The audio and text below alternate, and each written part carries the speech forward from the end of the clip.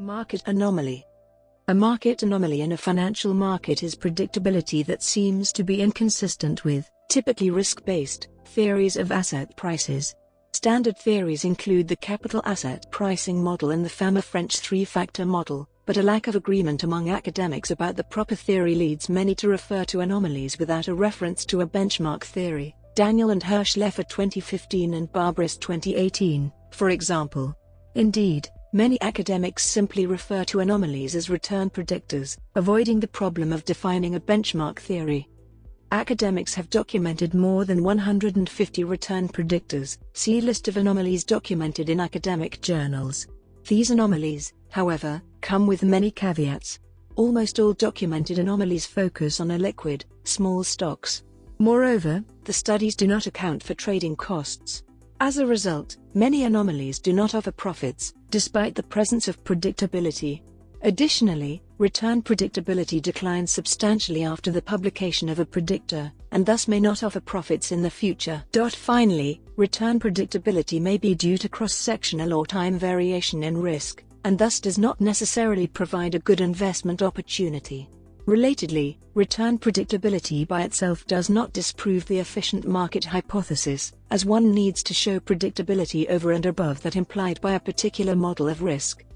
The four primary explanations for market anomalies are: 1. Mispricing, 2. Unmeasured risk, 3. Limits to arbitrage, and 4. Selection bias. Academics have not reached a consensus on the underlying cause, with prominent academics continuing to advocate for selection bias, mispricing, and risk-based theories. Anomalies can be broadly categorized into time series and cross-sectional anomalies. Time series anomalies refer to predictability in the aggregate stock market, such as the often discussed cyclically adjusted price earnings (CAPE) predictor. These time series predictors indicate times in which it is better to be invested in stocks versus a safe asset, such as treasury bills. Cross-sectional anomalies refer to the predictable outperformance of particular stocks relative to others. For example, the well-known size anomaly refers to the fact that stocks with lower market capitalization tend to outperform stocks with higher market capitalization in the future. Explanations for anomalies. Mispricing. Many, if not most, of the papers which document anomalies attribute them to mispricing, Hirschleifer, Hirschleifer, and Visny 1994, for example. The mispricing explanation is natural, as anomalies are by definition deviations from a benchmark theory of asset prices. Mispricing is then defined as the deviation relative to the benchmark. The most common benchmark is the capital asset pricing model. The deviation from this theory is measured by a non-zero intercept in an estimated security market line. This intercept is commonly denoted by the Greek letter alpha. RT minus RF, T, equals alpha plus beta, display style ER sub TR underscore F, T equals alpha plus beta . Where RT, display style R sub T, is the return on the anomaly, RF, T, display style R underscore F, T, is the return on the risk-free rate, beta, display style beta, is the slope from regressing the anomaly's return on the market's return, and RM, T, display style R underscore M, T, is the return on the market, often proxied by the return on the CRSP index, an index of all publicly traded U.S. stocks. The mispricing explanations are often contentious within academic finance, as academics do not agree on a proper benchmark theory. See unmeasured risk, below. This disagreement is closely related to the joint hypothesis problem of the efficient market hypothesis. Unmeasured risk. Among academics, a common response to claims of mispricing was the idea that the anomaly captures a dimension of risk that is missing from the benchmark theory. For example, the anomaly may generate expected returns beyond those measured using the CAP regression because the time series of its returns are correlated with labor income, which is not captured by standard proxies for the market return. Perhaps the most well-known example of this unmeasured risk explanation is found in Fama-French's seminar paper on a three-factor model. If assets are priced rationally, variables that are related to average returns must proxy for sensitivity to common, shared and thus undiversifiable, risk factors in returns. The time series regressions give direct evidence on this issue. The unmeasured risk explanation is closely related to the shortcomings of the CAPM as a theory of risk as well as shortcomings of empirical tests of the CAPM and related models. Perhaps the most common critique of the CAPM is that it is derived in a single period setting, and thus is missing dynamic features like periods of high uncertainty. In a more general setting, the CAPM typically implies multiple risk factors, as shown in Merton's intertemporal CAPM theory. Moreover, the I-CAPM generally implies the expected returns vary over time, and thus time series predictability is not clear evidence of mispricing.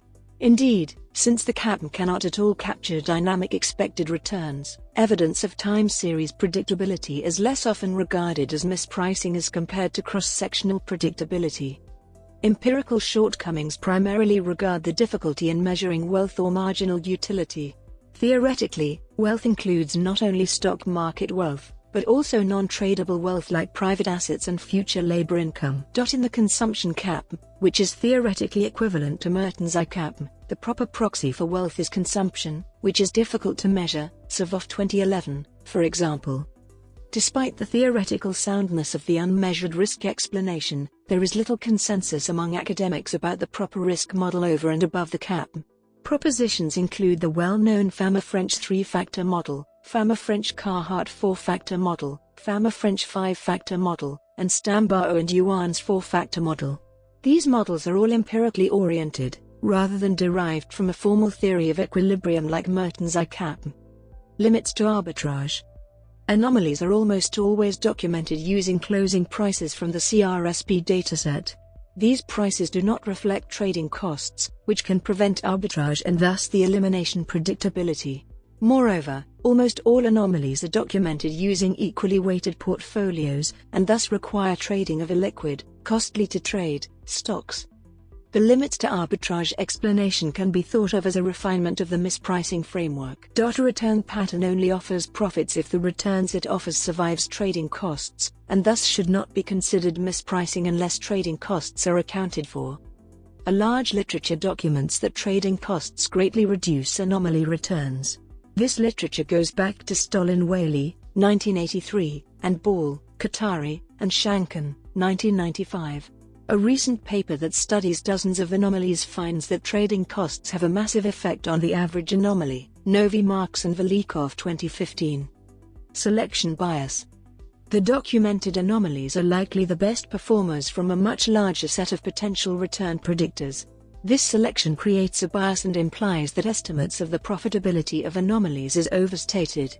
This explanation for anomalies is also known as data snooping, p-hacking, data mining, and data dredging, and is closely related to the multiple comparisons problem. Concerns about selection bias in anomalies goes back at least to Jensen and Bennington, 1970. Most research on selection bias in market anomalies focuses on particular subsets of predictors. For example, Sullivan, Timmerman, and White, 2001, show that calendar-based anomalies are no longer significant after adjusting for selection bias.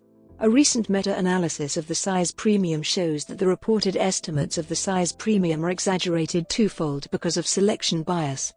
Research on selection bias for anomalies more generally is relatively limited and inconclusive.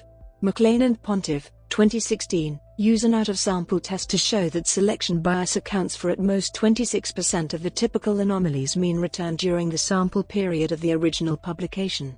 To show this, they replicate almost 100 anomalies, and show that the average anomaly's return is only 26% smaller in the few years immediately after the end of the original samples. As some of this decline may be due to investor learning effects, the 26% is an upper bound. In contrast, Harvey, Liu, and Zhu, 2016, adapt multiple testing adjustments from statistics such as the false discovery rate to asset pricing factors. They refer to a factor as any variable that helps explain the cross-section of expected returns, and thus include many anomalies in their study. They find that multiple testing statistics imply that factors with t-stats less than 3.0 should not be considered statistically significant, and conclude that most published findings are likely false. List of anomalies documented in academic journals.